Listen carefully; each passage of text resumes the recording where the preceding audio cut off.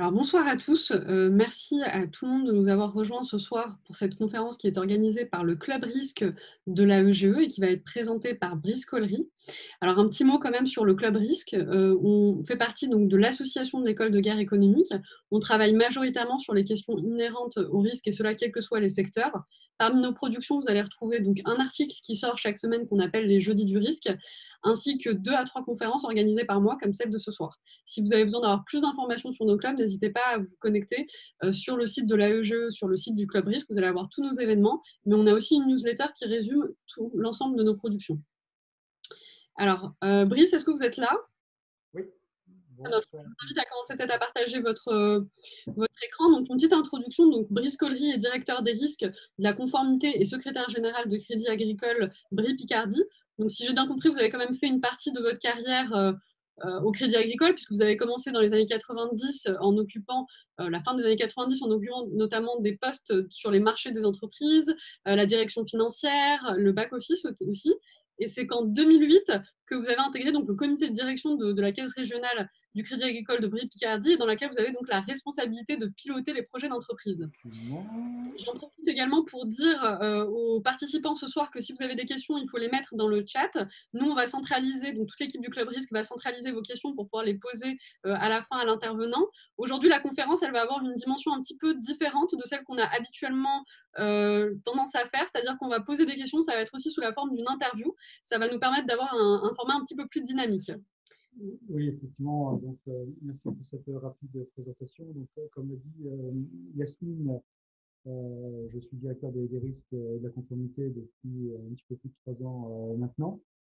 Effectivement, quand Yasmine m'a interviewé, ça devait être au mois de mai, je crois, si ma mémoire est bonne, pour pouvoir monter une conférence avec elle autour de la gestion du risque et comment on estime être prêt pour pouvoir gérer ce risque et surtout l'anticiper. Donc, je me suis aussi posé beaucoup de questions. Alors, le contexte actuel nous a quand même pas mal aidé. Hein, et moi, j'ai finalement une philosophie du risque qui consiste à dire que si on devait avoir un prérequis à avoir, il faut prioritairement ne jamais le dissocier du développement commercial. On ne peut pas se développer si on n'associe pas le développement commercial. Et pour moi, c'est vraiment une priorité, un leitmotiv quotidien dans la gestion avec mes collaborateurs.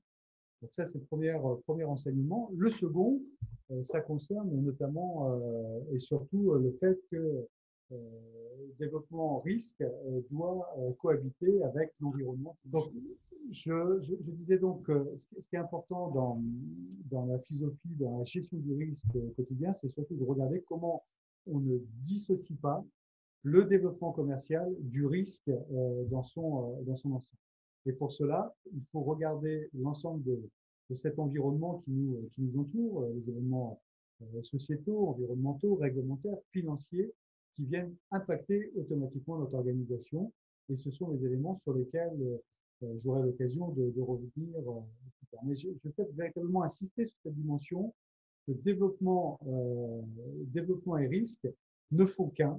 Et j'insiste véritablement sur ça, parce qu'on le voit, moi je l'ai vu quand j'ai pris mes fonctions, on a tendance à être dans une tour d'ivoire en gérant les sujets de façon très académique ou de façon très administrative, et on n'arrive pas à en donner le sens attendu. Donc je poursuis la suite du raisonnement qui consiste à dire donc développement, risque ne font qu'un, et en tant que dirigeant d'entreprise que je suis, qu'est-ce qui compte pour pouvoir aiguiller ma direction générale, mon conseil d'administration? Eh ben, c'est de commencer par une cartographie des risques. Une cartographie des risques qui doit nous permettre d'analyser la situation de l'entreprise en partant de ses processus et en regardant ce qui est important de faire ou de ne pas faire en tant qu'activité essentielle. Le deuxième sujet qui renforce ce lien, c'est notre capacité à accepter certains risques. Il y a des risques qu'on va couvrir. Moi, je le vois dans mes activités. Il y a des risques qu'on couvre, d'autres qu'on ne couvre pas. Et on se doit d'avoir cette cette distinction pour savoir ce que l'on veut faire ou ne pas faire. Et le dernier point, somme toute, le plus important, parce qu'il fait le lien notamment avec, pour moi, la gouvernance, hein, c'est le troisième pilier de la gestion, c'est d'établir un budget qui est défini dans une stratégie risque, et cette stratégie risque qui doit être validée bien sûr par le comité exécutif, mais surtout par le conseil d'administration qui donne dans son ensemble les lignes, les orientations et la capacité à porter un budget. Donc voilà un premier panorama où, si je devais en faire la synthèse, développement risque ne font qu'un. Le fait d'anticiper, mesurer, connaître en tout cas ces activités, de les mesurer, ça donne des objectifs de gestion qui nous permettra d'anticiper à la sortie.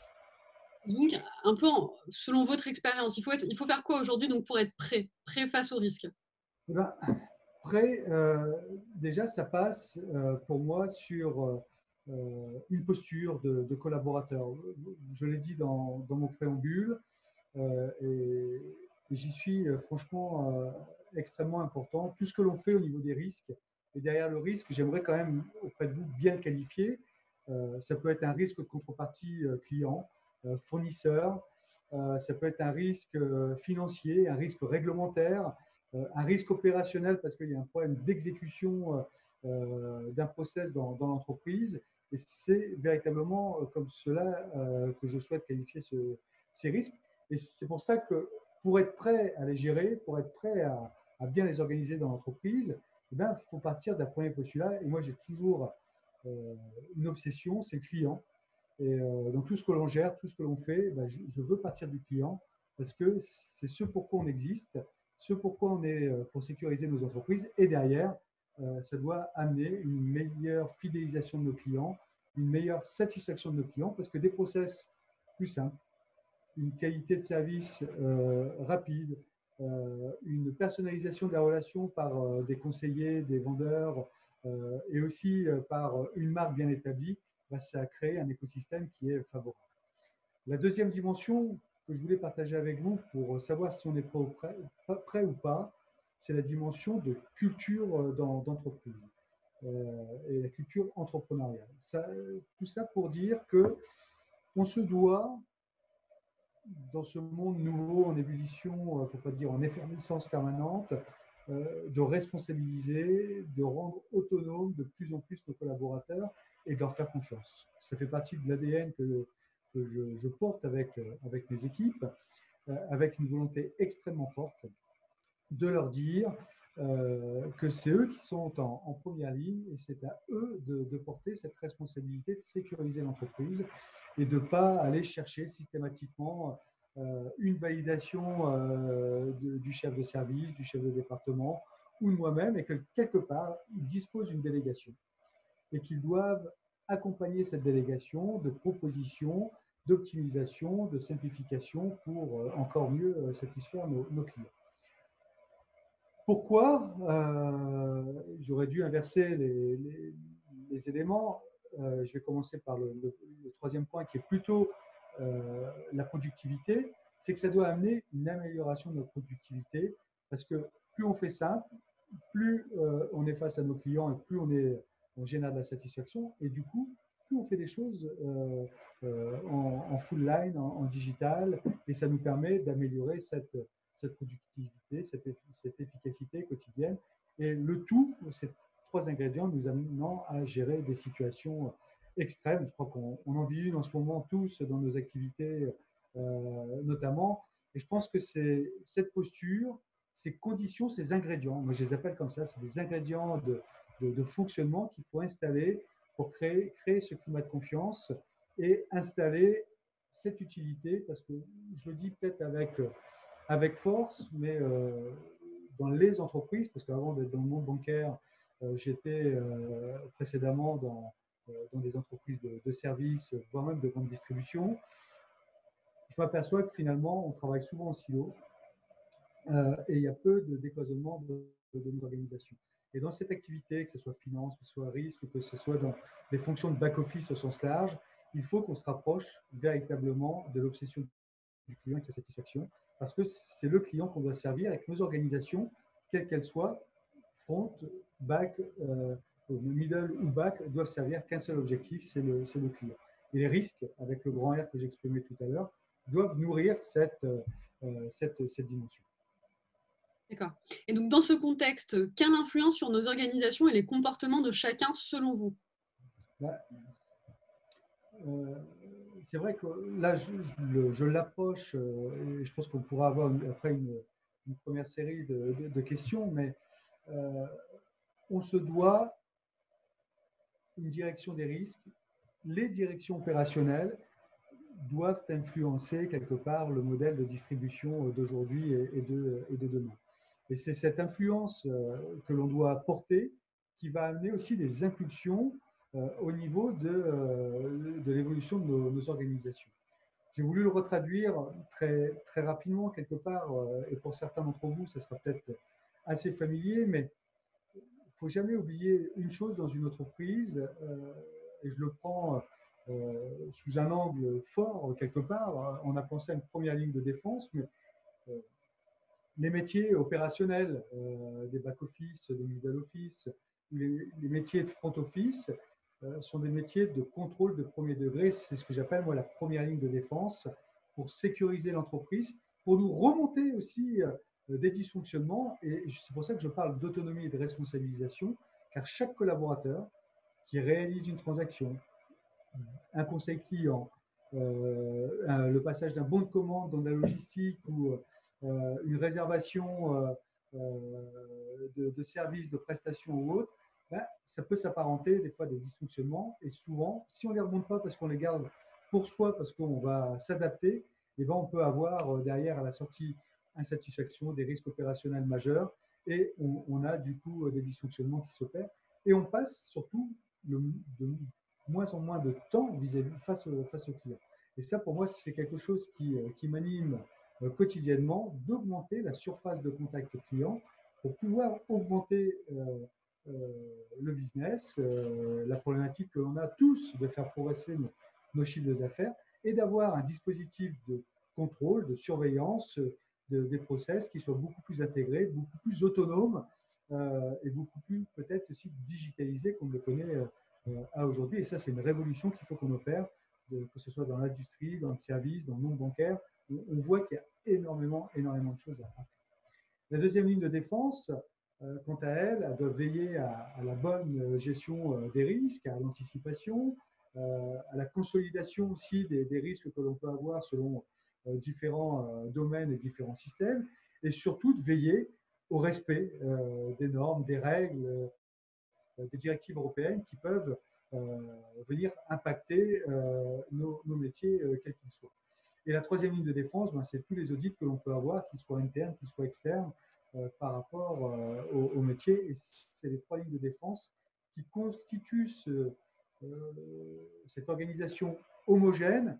Et je compléterai surtout par rapport au fait que quand on travaille dans les risques, là encore les risques avec les grands R, hein, risque opérationnel de conformité ou de contrepartie au sens très très large du terme, il ne faut jamais, jamais oublier une chose, c'est qu'on a un lien, on a une obligation d'avoir un lien, un reporting permanent au titre de l'organisation de l'organe exécutif et de l'organe délibérant de surveillance qui est un conseil d'administration. Donc exécutif au sens comité exécutif ou comité de direction et délibérant en termes de conseil d'administration, conseil de surveillance, comité des risques qui doit. Ça signifie qu'en aparté, je disais précédemment qu'il y a un dispositif de gestion, de limite qu'il faut qu'on opère. Ben, c'est comment on aborde aussi cette capacité budgétaire en termes de risque avec des alertes pour pouvoir les remonter à chacune des étapes aussi ces informations devant ces organes exécutifs ou délibérants comme je les ai appelés. Donc voilà un peu en synthèse des sujets que je veux déjà aborder avec vous, qui peuvent, je pense, Yasmine, déjà partager quelques questions ou quelques interrogations. Puis là aussi, je ne l'ai pas dit en intro, s'il y a des thématiques ou des points sur lesquels vous voulez que j'approfondisse un peu plus par rapport à des préoccupations qui peuvent intéresser le groupe, n'hésitez pas aussi à m'amener pour sortir un peu du sujet tel que je l'ai construit aujourd'hui, vous l'avez compris, autour du client, autour de l'efficience de nos organisations pour rendre résilientes nos entreprises beaucoup plus résilientes. Merci Brice. C'est un petit peu, si je reprends ce que vous nous dites, c'est un petit peu la citation d'Émile Girardin qui nous dit que gouverner, c'est prévoir, et finalement, ne rien prévoir, c'est aussi courir à sa perte. Bon, en théorie, c'est ce qu'on a. Mais concrètement, aujourd'hui, quand vous êtes dans une entreprise, quand on dirige une entreprise un peu comme vous, qu'est-ce que ça veut dire évaluer vos risques? Comment on les couvre réellement, concrètement, quand on travaille chaque jour dans une entreprise? Ok. On regarde la question ou on répond déjà à des questions? C'est déjà une question à ce stade? Je sais que quelques questions ont été posées. Alors, la première question a été posée par Thomas Doron. Quels sont pour vous les plus grands risques financiers actuels en cette période de Covid, hormis le contact client? Tout est lié. Je pense que si je le regarde sous l'angle financier, parce que la question est posée en ce sens, c'est-à-dire qu'il y a 4 grands risques qui se dessinent. Le premier, et là encore dans le contexte actuel, hein, Yasmine, hein, la question est posée. Hein. Oui, bien sûr. Dans le contexte Covid, oui. Dans le contexte Covid, le premier risque sous-jacent, c'est le risque de contrepartie de nos clients par rapport au crédit qu'on peut faire.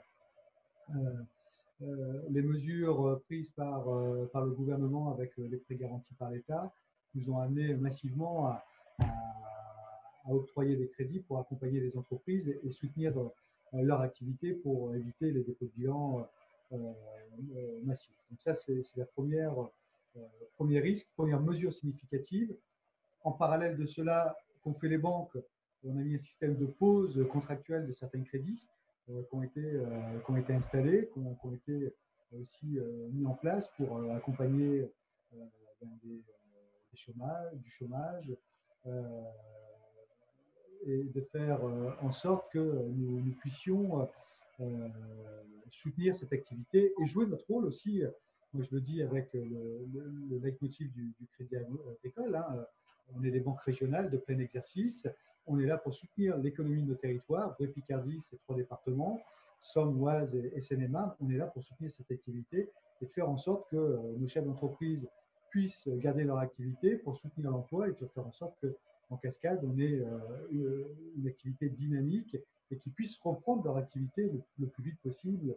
Et encore ce soir, pour nous, on a encore un peu de mauvaises nouvelles avec du confinement, en tout cas des couvre-feux qui vont se mettre en place sur nos territoires. Ça va encore obérer cette situation, cette capacité pour nos dirigeants, pour nos clients et prospects de pouvoir servir leur entreprise. Deuxième risque, c'est le risque financier. Je fais un parallèle que vous avez peut-être en mémoire. 2008, crise financière, crise de liquidité ou grosses difficultés de refinancement.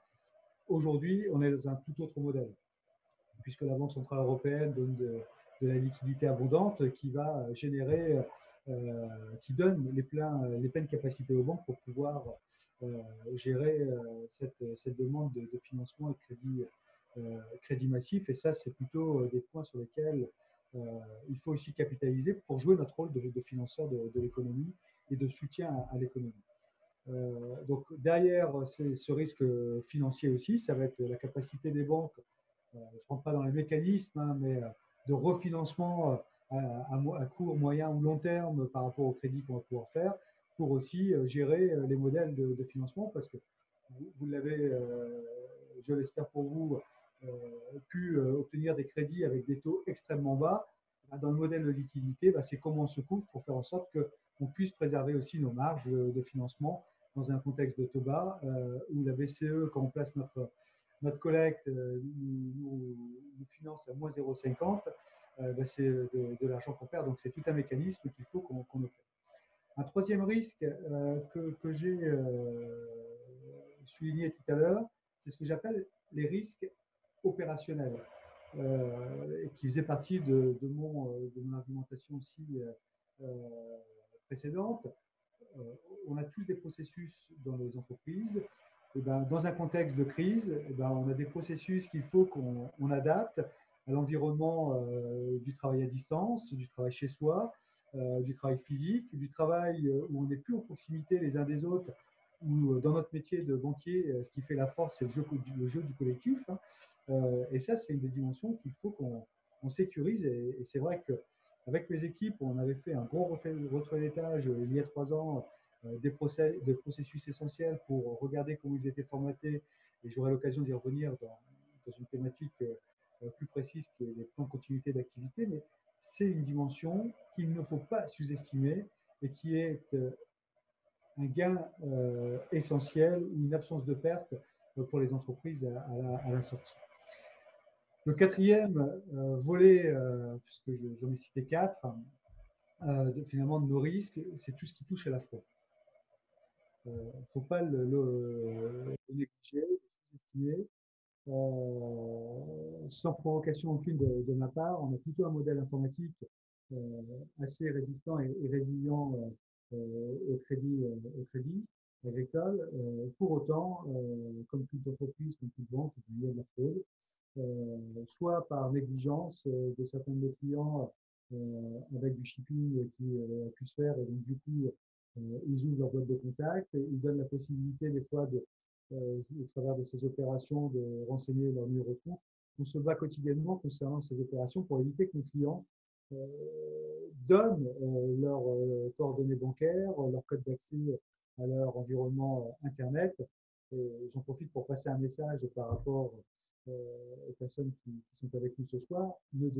Aucune banque ne donne d'informations, ne demande des informations par mail, par téléphone sur le sujet. Donc, le jour où votre banquier demande ce type d'information, soit il ne respecte pas les règles de l'entreprise, soit c'est une fraude qui est en train de se dessiner si vous donnez ces informations. Donc voilà un petit peu cet environnement du Covid entre le volet risque administratif, financier, risque opérationnel, fraude. Et j'aurais pu rajouter un cinquième parce qu'on est encore sur la table de l'organisation. Le Covid aurait pu, si on n'avait pas anticipé ces risques, générer un risque organisationnel de l'entreprise si on n'avait pas su s'adapter, si on n'avait pas pu travailler à la fois à distance, mais aussi en préservant l'ouverture de nos agences, qu'on était en pleine période de confinement.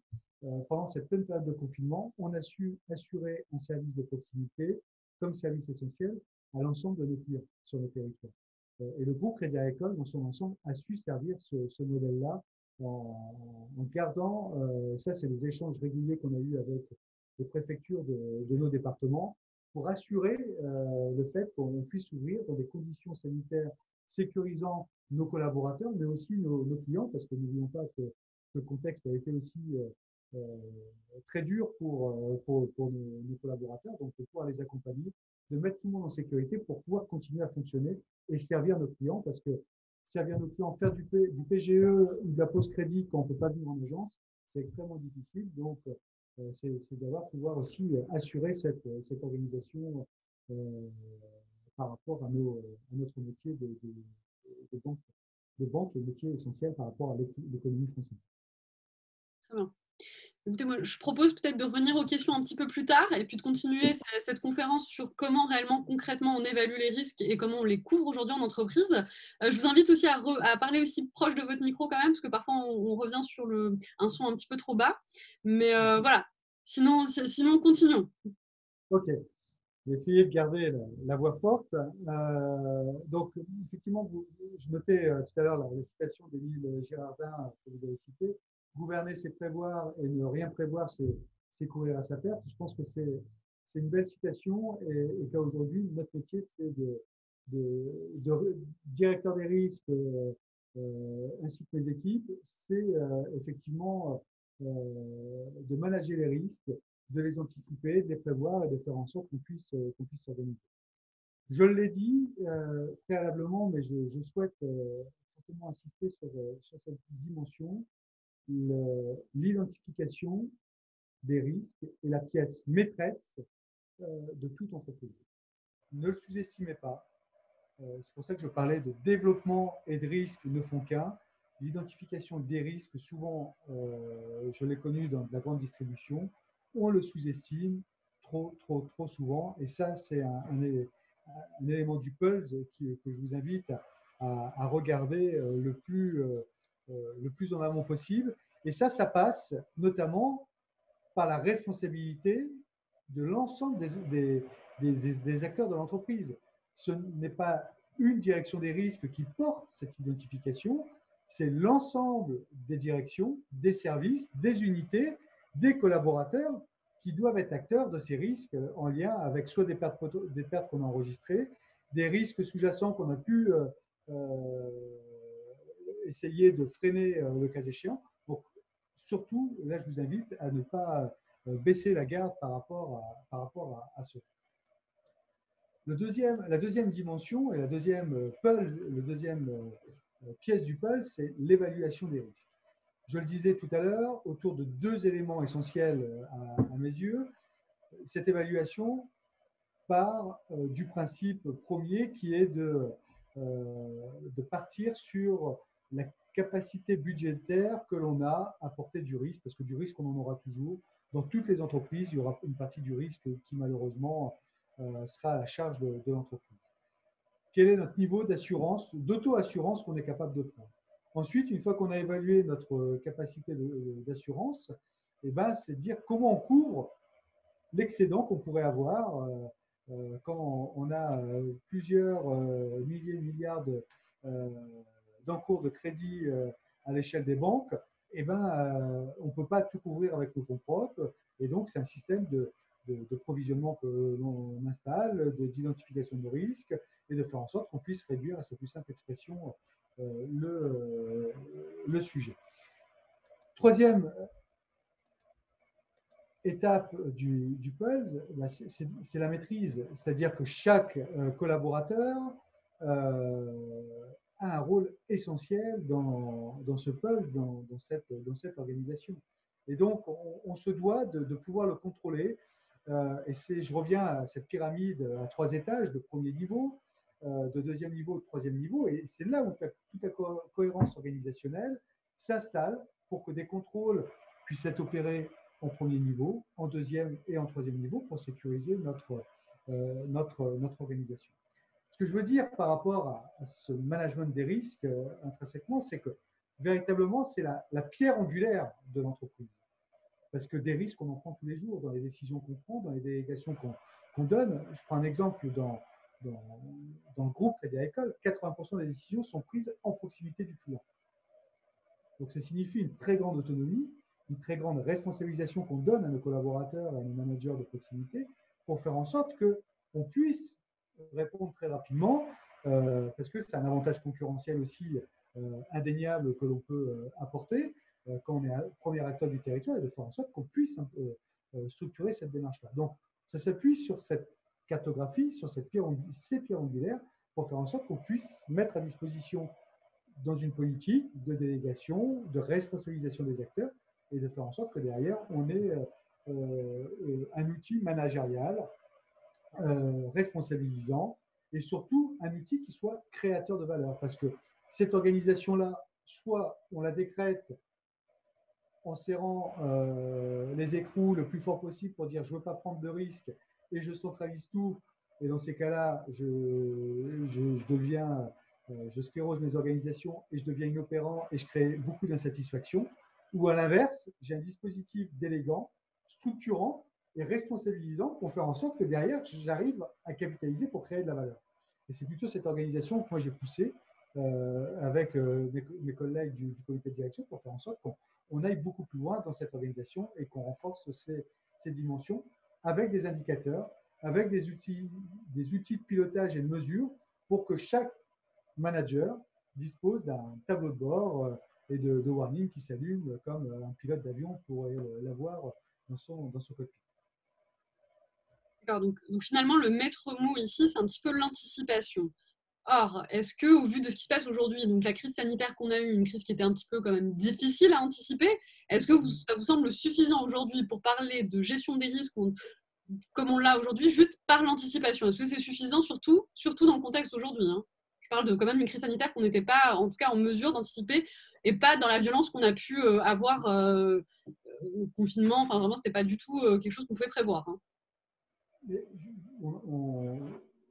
Vous utilisez, Jasmine, pour moi, un terme qui est fort, c'est l'anticipation. Anticiper, c'est prévoir. Par contre, prévoir, c'est pas de tout maîtriser. Et moi, je reviens sur la crise du Covid, est-ce qu'on avait, dans tous nos scénarios, anticipé une crise pandémique qui nous aurait, qui nous aurait obligés de fermer des agences, des entreprises, avoir réduire la voilure sur nos sites administratifs parce qu'on ne pouvait plus, pour les raisons sanitaires, accueillir tout ce monde-là. Non, c'était pas planifié et écrit comme ça dans l'identification de nos risques et l'évaluation qu'on avait fait. Pour autant, on a mené différents travaux avec les opérationnels qui nous ont conduit à la sortie à partir de nos besoins et des besoins de nos clients. Demain, si on devait couper une activité 5 jours, 10 jours, qu'est-ce qu'il aurait fallu qu'on fasse? Et donc, on a gradué finalement ce qu'on a appelé le temps d'indisponibilité de nos services vis-à-vis de nos clients. Combien de temps je suis capable de pouvoir agir et quels sont les outils et les process qu'il faut que je maintienne en activité, coûte que coûte, avec la digitalisation, les outils digitaux qu'on peut avoir et les process digitaux que l'on a. Et ça a été vraiment cette montée en puissance que l'on a construit pour faire en sorte que d'ailleurs on ait cette robustesse pendant cette période de crise Covid qu'on a connue. Pour illustrer mes propos, je reviens quelques années en arrière, mais on a travaillé dans ce qu'on a appelé la cartographie de nos risques, et ça fait le lien avec finalement ce que je voulais évoquer là avec les plans de continuité d'activité. Ça a été notre socle de réflexion et de construction de notre stratégie de plan de continuité d'activité dans le groupe Crédit Agricole et dans notre activité. Ça s'est articulé comment? Premièrement, on a mesuré, on a identifié différents scénarios qui consistent à dire temps d'indisponibilité de nos activités, de nos sites, quelques jours, quelques heures, quelques jours, quelques semaines, quelques mois, voire plus. Donc, en faisant ça, on a travaillé sur des situations de repli où si un site ne fonctionne pas, un site administratif, on a 3 sites administratifs sur notre territoire, si on a un site qui ne fonctionne pas, comment on se replie pour pouvoir continuer très vite à fonctionner. Donc, on avait émis plusieurs hypothèses. La première, on se redéploie dans nos agences bancaires pour pouvoir continuer à fonctionner et de faire en sorte qu'on puisse exercer notre métier. Et ça, dans les meilleurs délais. Premier écueil qu'on avait identifié il y a quelques années, c'est de dire, mais finalement, à l'époque, on avait des PC fixes. Comment on a dans nos agences ou sur des autres sites des PC qui nous accueillent avec nos spécificités applicatives pour pouvoir fonctionner. Ben là, on s'est aperçu en disant notre PCA, en termes de robustesse, il est proche de zéro parce que je n'aurais pas une capacité d'avoir 1000 PC à mettre à disposition de l'entreprise, à les maintenir et de faire en sorte que derrière, je puisse gérer ce type de situation. Première décision qu'on a prise, c'est d'installer des PC portables pour tout le monde. Ça paraît un peu archaïque quand on le dit comme ça, mais beaucoup d'entreprises encore fonctionnent avec des PC fixes, n'avaient pas de PC portable. Je connais pas mal d'experts comptables, pour ne citer qu'eux, qui fonctionnaient encore avec les bonnes vieilles tours, les bons vieux écrans fixes sur les bureaux et qui n'ont pas pu gérer la crise du Covid. Et ils se sont empressés à acheter des PC portables pour pouvoir fonctionner, développer des solutions de télétravail avec leurs fournisseurs de logiciels, etc., etc., etc. Et ça, cette dimension, c'est des situations qu'il faut qu'on prépare, qu'on anticipe et qu'on construise au fil du temps, au fil de l'eau, ce principe de réalité. Et c'est les agrégats, au regard des stratégies construites, validées, qu'on a assemblé un puzzle. Et là encore, moi j'aime bien cette image de puzzle de notre métier parce que quand on vit la crise qu'on connaît aujourd'hui, finalement, on a un puzzle à construire très rapidement. Je me souviens, c'était encore en février dernier, où on n'était pas encore en mode de confinement. Et d'ores et déjà, au sein du comité de direction, on s'était mis dans une situation où on sentait le confinement arriver en disant il faut qu'on sensibilise nos collaborateurs, qu'on mette en place ces mesures barrières, qu'on leur redise comment fonctionne pour certains collaborateurs la mobilité pour travailler de chez eux et compagnie, pour faire en sorte qu'on soit prêt à cette situation. Et cette anticipation, cette construction de scénarisation nous a amené dans un premier temps à dire on réduit les déplacements des collaborateurs pour éviter que quelque part potentiellement les collaborateurs soient vecteurs de la circulation du virus dans nos territoires.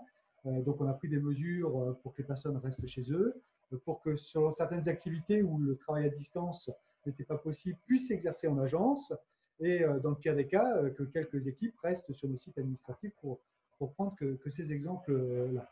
Donc voilà, d'avoir cette cartographie de capacité d'accueil, comme je disais précédemment, avec les PC portables, les solutions de télétravail implémentées, nous ont amené, en tout cas travail centre, nous ont amené à prendre la situation du Covid très tôt, en anticipation, et très vite d'imaginer les scénarios de confinement. Pour nous, on l'a anticipé quasiment dès début février. Dans des scénarios, on part toujours on se dit toujours ça en comité de direction, partons toujours du scénario le plus extrême pour dire si on doit réduire la voilure parce que la situation est grave, il serait toujours temps de le faire. Et moi, ce que je souligne surtout dans cette situation et la fierté que j'ai aussi dans cette situation covidienne, c'est surtout que la nature humaine dans des situations les plus adverses, génère une très grande réactivité, une très grande adaptation.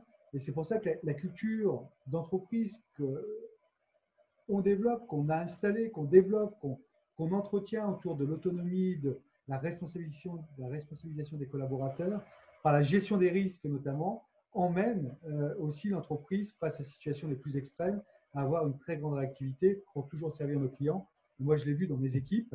Ça a été pour moi une très grande satisfaction, une très grande fierté, parce que très vite, on a embarqué tout le monde. Et moi, j'ai entendu des clients dire on est en train de lâcher des dispositions de contrôle parce que notre priorité, c'est le client. Et du coup, on lâche prise sur plein d'autres choses à côté. Chez nous, on n'a rien lâché. On a toujours maintenu la surveillance, nos indicateurs, et encore, on les a même renforcés dans cette période-là pour être encore plus proche de nos clients et de savoir comment on pouvait les accompagner pour être plus proche d'eux et de faire en sorte que, via les risques, on pouvait aussi les accompagner pour être en anticipation vis-à-vis d'eux. D'accord. Et est-ce que la data a un rôle dans la gestion, le pilotage et l'anticipation des risques?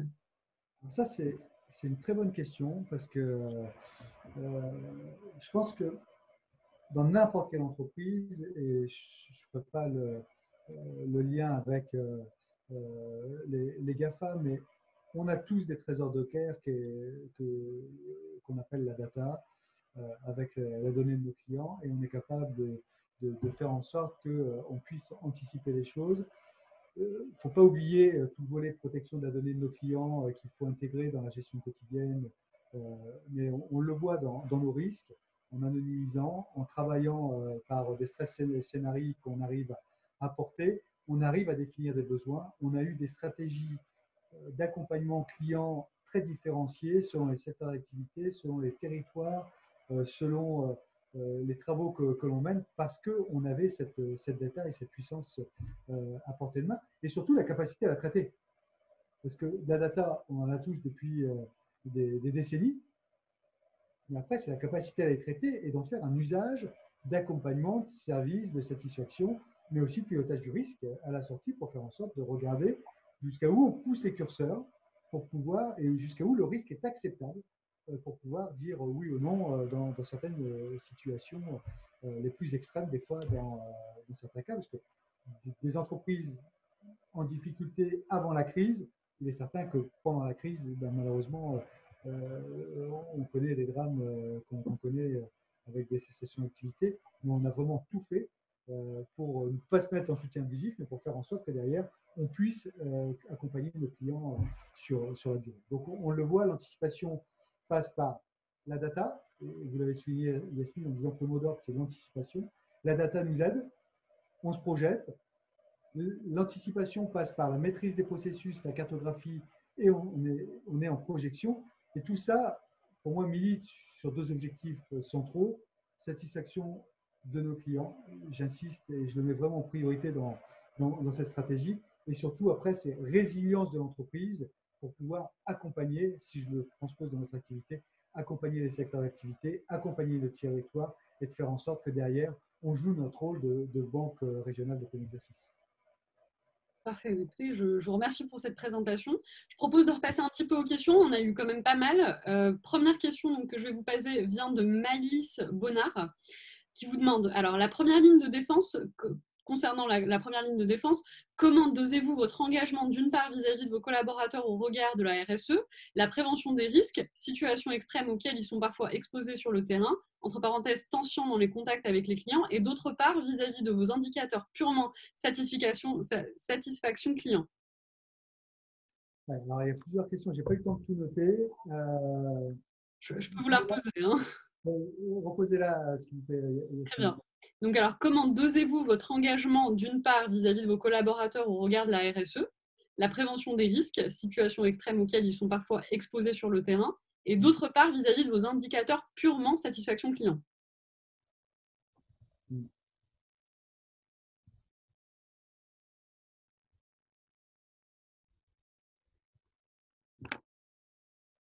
pense que derrière cette question, il y a, il y a un mot qui est fort, c'est l'engagement.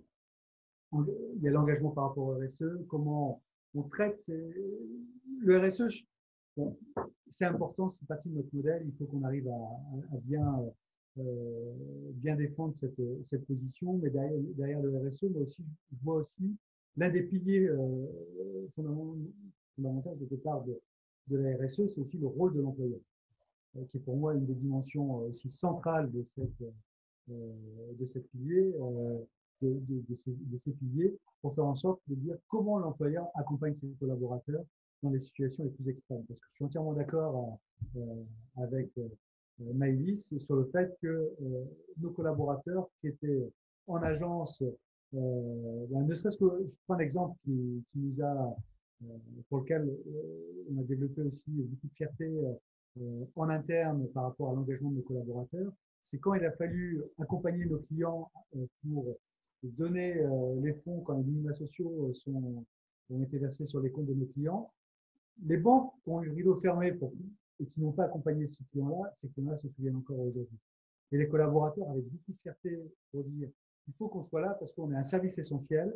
Il n'a pas fallu qu'on le dise, ni les pouvoirs politiques le définissent. C'est venu en disant il faut qu'on soit là parce que comment on va faire des milliers, des dizaines de milliers de clients qui ont des minima sociaux et qui attendent que nous pour pouvoir récupérer des euros, quelques euros en espèces pour pouvoir continuer à vivre et passer ces périodes extrêmement difficiles. Donc cette dimension RSE passe aussi par cet engagement individuel, collectif, par cette volonté de jouer notre rôle sur un territoire et de faire en sorte que derrière on puisse être présent. Les situations extrêmes, je l'ai dit, ça passe par, on est là pour rassurer. La gestion des risques, c'est aussi quand on est sous cet angle-là, on est là pour accompagner, rassurer, expliquer, gérer les situations de tension et de stress qu'ont connu des collaborateurs. Elle est indéniable et on est là aussi pour s'assurer de voir qu'on est aussi en cohérence, en cohésion par rapport à ça et qu'on gère chacune des situations individuellement parce que je pense que dans les situations de crise, il y a le collectif, mais aussi l'individuel sur lequel il faut qu'on capitalise énormément. Après, les indices de satisfaction, qui est le troisième étage de la question, eh ben, ça fait son œuvre parce que quand on est même dans un fonctionnement que j'ai qualifié de dégradé dans une période inédite où les rideaux des banques étaient fermés et qu'on est capable de porter un service de proximité en mettant des règles, des barrières sanitaires et de faire en sorte qu'on respecte toutes ces dimensions, ben les clients, on le voit, reviennent vers nous parce que on dit une banque est là comme un assureur, on est là surtout pour les bons moments, mais surtout les mauvais moments. Là, malheureusement, on connaît les mauvais moments et c'est de regarder comment on est capable d'accompagner nos clients, nos territoires, parce que dans les territoires, il faut regarder toutes les institutions aussi qui ont été touchées, tous les secteurs d'activité qui ont été touchés, qu'il faut accompagner parce que à la sortie, c'est des milliers d'emplois, c'est des points de PIB qu'on n'aura pas et de la croissance que l'on n'aura pas non plus. Et donc, c'est vraiment cette dimension qu'il faut que l'on ait. C'est pour ça qu'on a vraiment un rôle centrale dans cette crise Covid. Merci pour cette réponse. Alors, une autre question, cette fois, qui a été posée par Michel, qui vous dit bonjour et merci pour votre présentation. Dans le cadre du Covid, on constate que l'utilisation de l'argent liquide diminue de plus en plus. Donc, paiement carte bancaire, sans contact, par téléphone. C'est probablement quelque chose qui va s'accentuer à l'avenir. Le voyez-vous comme un risque ou une opportunité pour les établissements bancaires? Ouais, c'est une bonne question parce qu'on pourrait assimiler cette question aussi avec le chèque, en disant que le chèque, depuis des années, on dit qu'il est mort et il vit toujours avec des milliards de chèques qui circulent en France à la sortie. Mais Michel, je pense qu'elle a entièrement raison. Si je regarde le côté, je veux dire, positif du Covid, ça a changé les comportements, mais surtout aussi les comportements des commerçants. Je suis peut-être un spécimen, mais j'ai jamais d'espèce sur moi. Je prends un exemple. Combien de fois je me battais avec mon boulanger en disant hey, fais-moi du sans contact pour pouvoir payer. J'ai jamais d'espèce sur moi. Avec le Covid, on a vu qu'il y a une forme de généralisation qui s'est offerte et une volonté aussi des commerçants d'offrir cette capacité de service qui était importante. Et derrière le sans contact, moi j'y vois aussi la vente à distance. Parce que, et du coup, quand je ne peux plus me déplacer dans un commerce parce que je n'ai plus d'espèces, ou en tout cas l'espèce n'est plus possible parce que je ne peux plus me déplacer à la sortie, on voit aussi que derrière, on se retrouve dans une situation où la carte de paiement prend une place, au-delà de la place du portefeuille, prend une place dans la vie de consommation du quotidien. Il suffit de regarder le drive, comment il est monté en flèche, il suffit de regarder comment les Amazon et Co ont tiré aussi leur épingle du jeu. Et plein de petits commerçants. On a aussi consommé pour essayer de faire vivre quelques restaurateurs qui faisaient du emporter. Ils ne pouvaient plus aller chez eux, mais on pouvait emporter leurs petits plats à la maison pour essayer de les faire vivre. Et ça, c'est un modèle économique qui a totalement changé. Alors, et du coup, la carte bancaire, le chèque est revenu aussi, a pris une place un peu différente dans cet écosystème. Et puis derrière, ça a généré aussi une prise de conscience autour de la sécurisation autour du moyen de paiement qui est la carte. Et puis, si on fait le lien avec le blanchiment d'argent et toute autre forme de fraude qu'il peut y avoir, ça a amené aussi une forme de sécurisation et de réglementation qui se perd. Maintenant, il y a encore, peut-être plus nos aînés par rapport à moi, qui ont encore l'usage de l'espèce dans les gènes et dès qu'ils peuvent l'utiliser, ils aiment bien l'utiliser. Donc, ça fera partie des usages qui vont changer au fil du temps, au fil des années. C'est-à-dire nos enfants payent plus maintenant avec le smartphone qu'avec la carte. Nous, on est peut-être encore dans un modèle intermédiaire avec la carte et l'ensemble des moyens de paiement vont encore coexister, je pense, encore pendant des années. Par contre, la vie des commerçants a changé et nous a amené aussi à changer ce mode de consommation où la carte a pris un peu plus de place. Très bien, merci. Alors, une autre question, cette fois, qui a été posée par Valérie, qui constate quelque chose, qui est que le risque pandémique était quelque chose qui était identifié par la CIA et le livre blanc de la défense, et pourtant non identifié par les entreprises. Donc aujourd'hui, devons-nous modifier les process pour croiser les informations? Ouais, c'est le patron, c'est Bill Gates aussi qui l'avait annoncé dans un ouvrage qu'il avait publié il y a quelques années, que le prochain risque qu'on allait vivre, c'est le risque pandémique. Oui, on peut refaire le passé. J'aimerais surtout retenir la démonstration que j'ai essayé de faire assez rapidement. Hein, sur une heure, c'est très rapide. Mais l'anticipation des risques et le risque pandémique sur une échelle de Richter, on va dire, c'est le risque le plus extrême.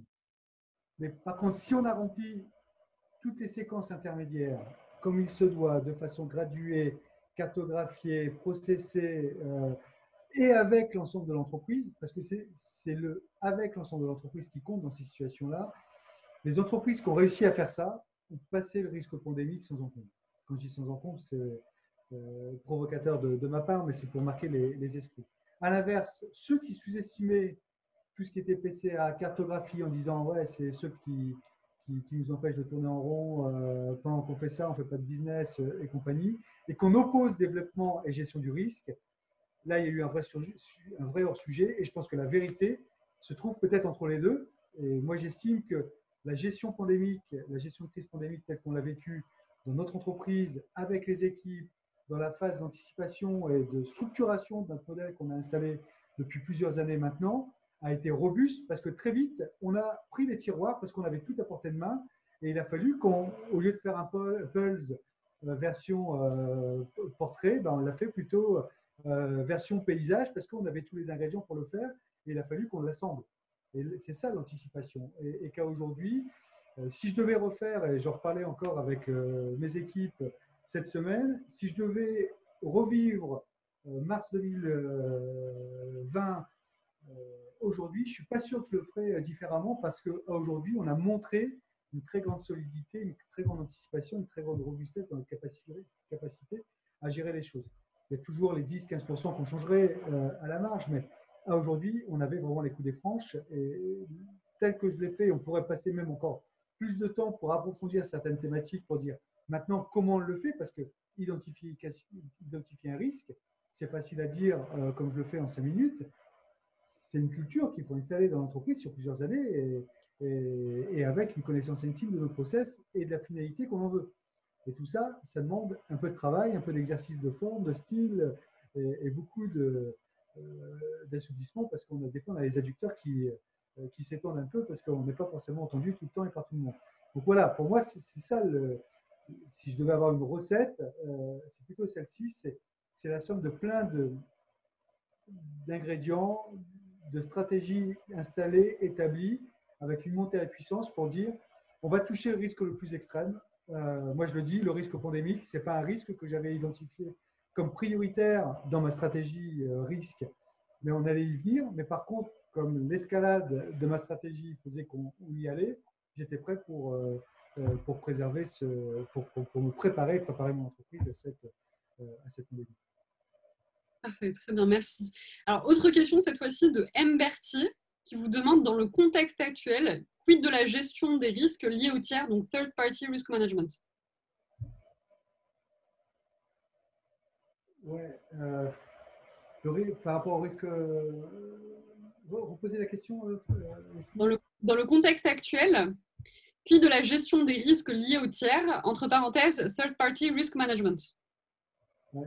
Il faudrait qu'il puisse me qualifier la first party risk management pour qu'on soit bien d'accord sur la définition.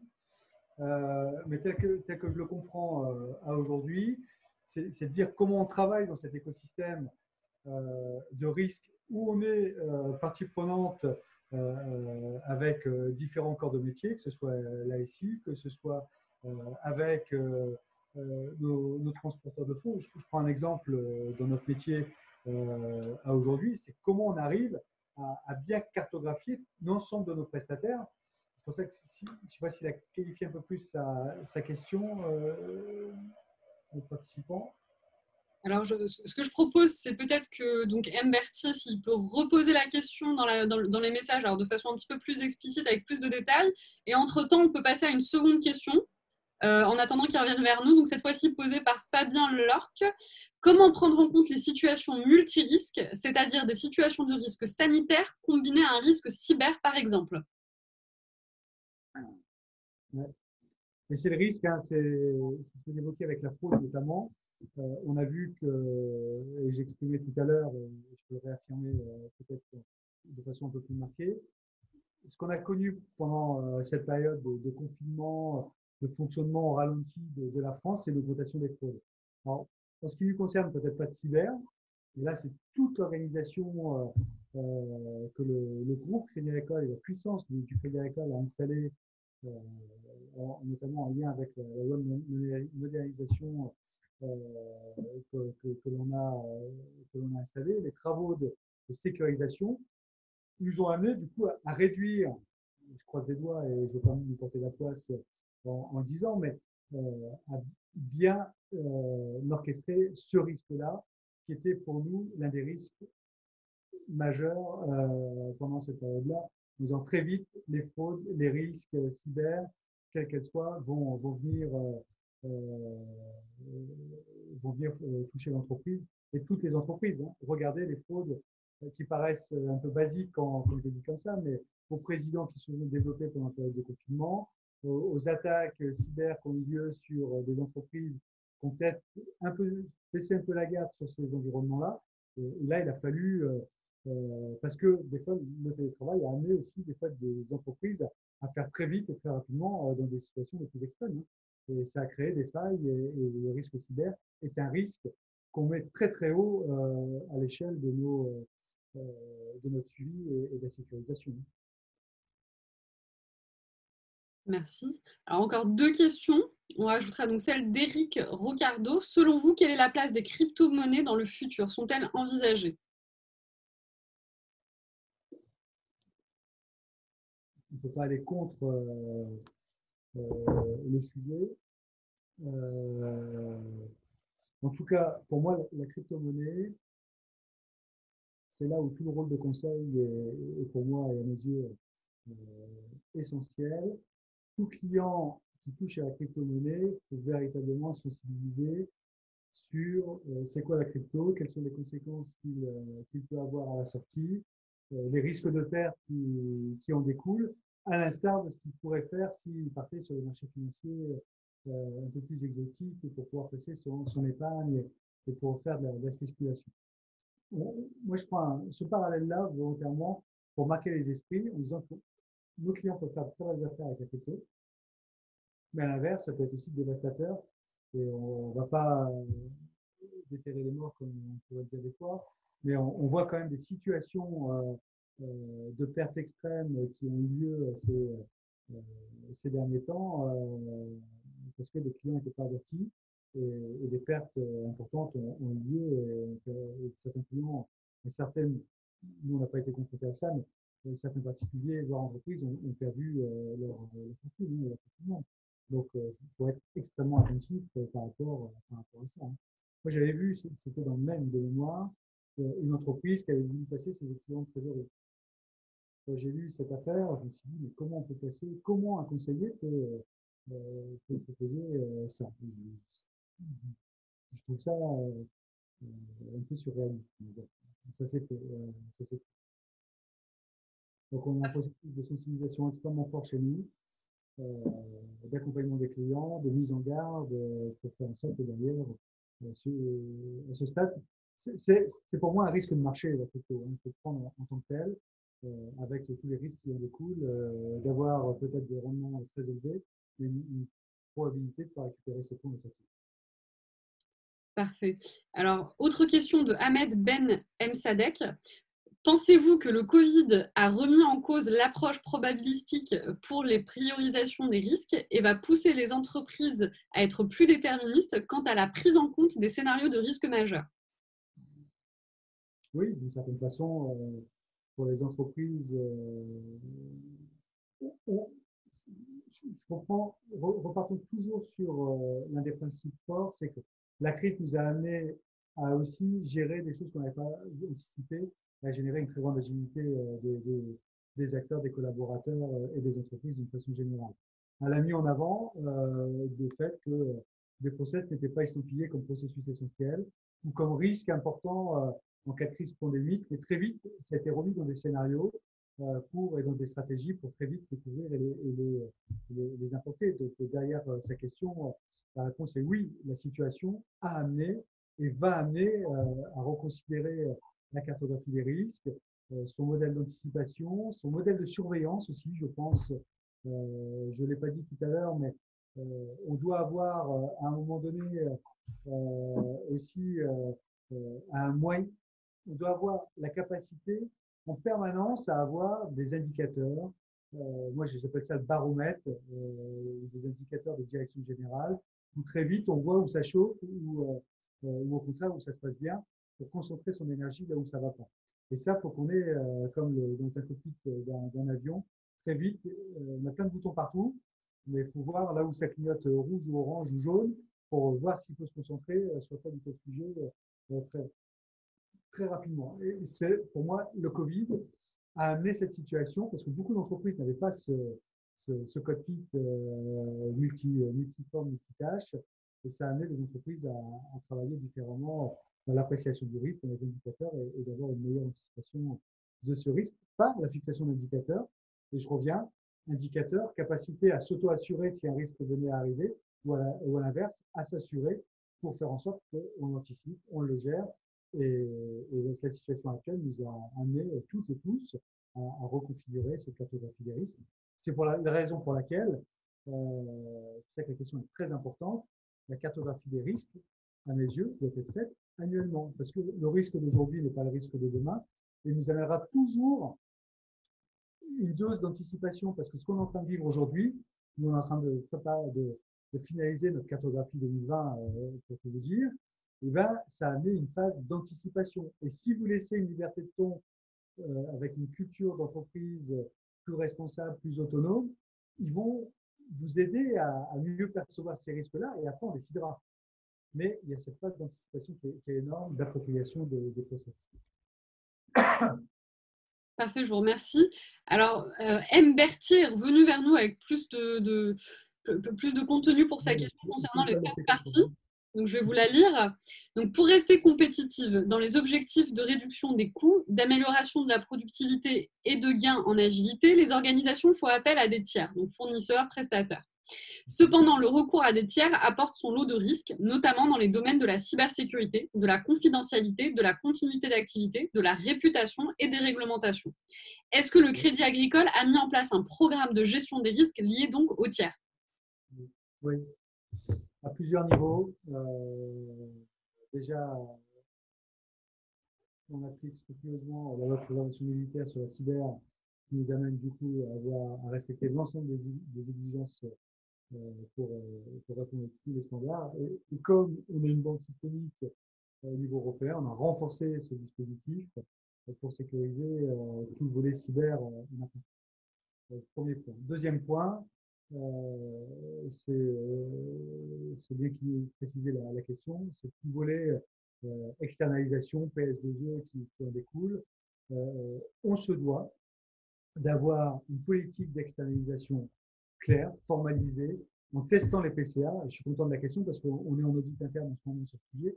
Donc, je suis rompu au sujet. Donc, bien entendu, il faut que derrière un PS2E, il y a l'obligation d'avoir une convention cadre qui décline droits et obligations, qui va jusqu'au PCA, jusqu'à aussi la protection des données de ce prestataire, et de faire en sorte que derrière on puisse travailler en toute transparence. Ça joue pour les prestataires intra-groupe, ça joue pour les prestataires extérieurs au groupe aussi pour sécuriser notre ensemble, parce qu'on a le droit à zéro faille dans ce type d'organisation sur le sujet. Donc si chaque entreprise est responsable et autonome, s'il y a une défaillance d'un tiers et qu'on est touché sur des données de nos clients, on serait aussi en responsabilité, et le risque de la marque pourrait être engagé et impacté à la sortie. Donc cette notion de tiers de confiance est essentielle à nos yeux.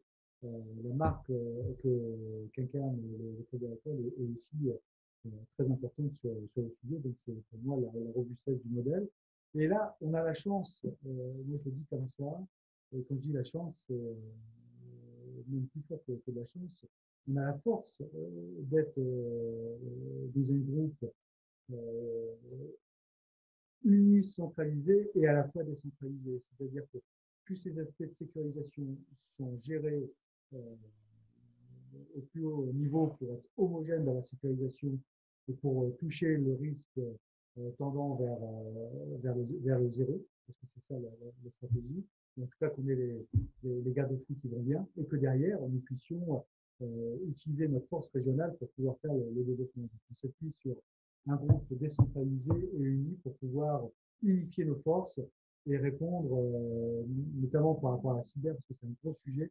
Si on devait le faire dans chacune de nos entités, ça serait quasiment mission impossible, alors que quand on le fait dans un groupe comme celui du Crédit Agricole, on a la chance d'avoir un peu de solide robuste et rompu à toutes ces épreuves, notamment pour être ce tiers de confiance. Pour moi, c'est cette vocation. Et je refais la boucle avec la dimension RSE évoquée tout à l'heure.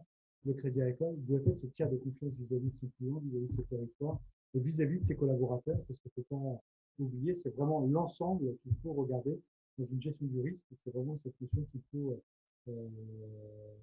offrir, donner à l'ensemble des participants présents. Je vous remercie. Alors, dernière question, mais pas des moindres, hein, de Bader Camille qui nous demande comment une banque atteint-elle l'agilité nécessaire à la gestion des risques et quels sont les seuils d'acceptation dus ou des risques dans le secteur bancaire? Ah, derrière la question, pour moi, il y a la dimension de derrière l'agilité, comment j'aurais ça dire, je le dis sous ma coupe de patron des risques, ça se cultive, ça s'entretient, et il faut donner envie aux collaborateurs pour aller gérer cette agilité. Ça, c'est un maître mot. Moi, je l'appelle de mes voeux au sens de la culture de l'entreprise. Plus on donne de l'autonomie aux équipes, plus on travaille en format horizontal plutôt que vertical, plus vous donnez envie aux collaborateurs de faire bouger les lignes. Et ça, pour moi, c'est un ADN fort parce que vous, c'est mon analyse, et c'est Brice Collery qui parle, il faut libérer les énergies. Je pense que dans les grands groupes, le risque que l'on a, c'est de siloter, de cloisonner et de faire en sorte que chacun vive sa vie pour être tranquille et pas être embêté parce que c'est une sorte de pouvoir. Quand je suis arrivé, je crois que le premier truc que j'ai fait, j'ai un de mes chefs de service à mes côtés, c'est de dire comment on fonctionne de façon la plus horizontale possible pour faire en sorte que derrière, chacun des talents qui sont présents dans cette direction puisse s'exprimer et puisse avoir un rôle important. C'est pour ça que cette agilité émerge, cette culture entrepreneuriale émerge aussi, avec les différents niveaux. Hein. C'est-à-dire que chacun a son niveau, chacun a sa culture, chacun a son histoire. Et quelque part, moi, le maître mot que je passe à mon encadrement, c'est de dire de ne rien laisser à côté, parce que tout le monde peut avoir des bonnes idées, et c'est le brainstorming qu'il faut entretenir, et qui emmène et qui amène aussi des fois à trouver des choses, à identifier des choses qui paraissaient couvertes, qui ne le sont pas, et qui sont potentiellement des risques sous-jacents importants. Et l'écoute, pour moi, de chaque collaborateur est indissociable à la sortie. Ensuite, par rapport aux indicateurs, qui est la deuxième partie de question, eh ben, en ce qui nous concerne, on fixe ce qu'on appelle des budgets d'appétence au risque. C'est-à-dire qu'on a le risque mini et le risque médian et le risque maximum d'acceptation. Et en fonction de ces critères, on les évalue, on les jauge, on les valide en conseil d'administration, en comité de direction et en conseil d'administration pour dire où est-ce qu'on met les curseurs d'acceptabilité de chacun de nos risques, risque contrepartie, risque financier, risque opérationnel, risque de non-conformité. Et chacun de ces risques a une gradation, a un objectif qualifié, quantitatif, qu'on présente au travers d'une stratégie, qu'on valide dans les instances que j'ai citées, comité de direction, conseil d'administration, et qu'on suit tous les mois. Et quand je dis tous les mois, on en fait une synthèse tous les mois, c'est suivi tous les jours. Et dès qu'il y a une remontée, on déclenche un dispositif d'alerte entre les instances de gouvernance de l'entreprise, le dispositif de délégation qui est installé. Et c'est pour ça que je reprends mes propos introductifs et merci pour cette question. C'est pour ça qu'il ne faut jamais dissocier risque et développement dans une stratégie d'entreprise. Parce que quand vous définissez un budget de développement qui est souvent très ambitieux, vous devez en parallèle définir une stratégie risque en adéquation avec cette stratégie de développement et qui en découle ces trois strates que je viens de développer et qui doit intégrer en termes de communication de visibilité le comité de direction, le conseil d'administration pour que les choix soient faits. Parce que dans notre métier, en plus, on a la chance d'être dans une activité très réglementée, très régulée, que ce soit par régulateur français ou par les directives européennes. Et la communication vis-à-vis des instances, pour moi, est essentielle. Et c'est aussi un très bon moyen de mobiliser les collaborateurs des équipes, quelles qu'elles soient, de risque, de fonctionnement d'entreprise ou de développement, parce que c'est des éléments de communication et de responsabilisation qu'on partage aussi avec eux, et que la création de valeur s'opère par le chiffre d'affaires qu'on dégage, net du risque, et que l'on est capable de supporter ou pas. Et c'est ça aussi le modèle que l'on veut, que l'on développe dans nos entreprises, d'avoir une culture de création de valeur pour nos clients, pour nous, en ayant une vision de chiffre d'affaires responsable, éthique et loyal vis-à-vis de clients, et ça passe par le risque, et aussi le risque que le client est capable de prendre ou pas prendre. Et donc, Parfait, merci beaucoup pour cette réponse. d'une certaine façon, parce que c'est essentiel. C'est le risque que le client est capable de prendre ou pas prendre. Et à chaque fois, une fois qu'on a cette culture à 3 étages, on ne se trompe pas, et même dans le conseil client, ça permet d'identifier les enjeux. Moi, je me suis vu déjà intervenir devant un client qui voulait faire à tout prix de la crypto-monnaie. Et quand je lui ai montré par A plus B les conséquences que ça pouvait avoir avec ce qu'il voulait faire, je lui ai dit après, c'est vous qui décidez, c'est votre argent. Je ne peux pas aller contre votre position. Mais sachez qu'au bout du bout, voilà ce que vous pouvez faire à la sortie. Parce que les enjeux qu'il voulait placer étaient quand même assez significatifs. Et à la fin, il dit, bon, je vais le faire, mais il a divisé par 10 le montant qu'il voulait passer. Et 6 mois après, il a eu l'honnêteté de me rappeler en me disant, vous avez eu raison parce que j'ai pas vu ma chemise. Et en termes de confiance, de fidélisation et de satisfaction, voilà ce qu'on en tire aussi.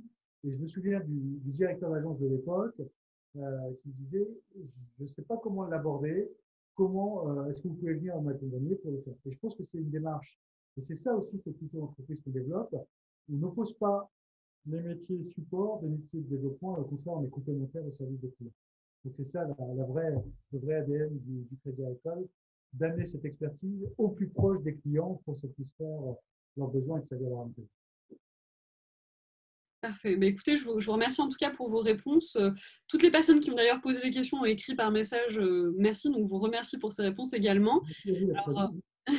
le Club Risque, donc l'AEGE et tous les participants vous remercient d'être venus ce soir quand même partager avec nous votre expérience. C'était vraiment très riche et je pense que je parle au nom de tout le monde pour vous dire merci. Sachez quand même que donc, cette conférence était enregistrée, donc elle sera en replay. Elle apparaîtra dans une semaine.